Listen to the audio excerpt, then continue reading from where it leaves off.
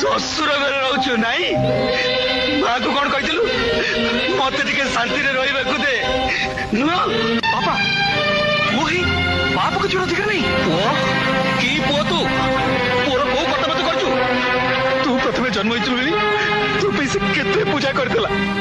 ତୋ ଦେହ ଟିକେ ଖରାପ ହେଲେ ଦିନ ଦିନ ଉପାସ ରହି ତୋତେ କାନ୍ଧରେ ପକେଇ ବୁଲଉଥିଲା।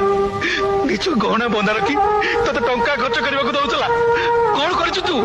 ତାର କି ପ୍ରତିଦାନ ଦେଇଛୁ? ନିଜ ପାଖରେ ଟଙ୍କା ଥାଇବି ସ୍ତ୍ରୀ କଥାରେ ପଡି ଆମକୁ ମିଛ କହିଛୁ। ବାପ ମାଙ୍କୁ ପର କରି ଅଲଗା ରହିଛୁ। ଆଉ ବହୁ ସାନ୍ତାଣୀ, ତମେ ବି ତ କିଛି କମ କରିନ।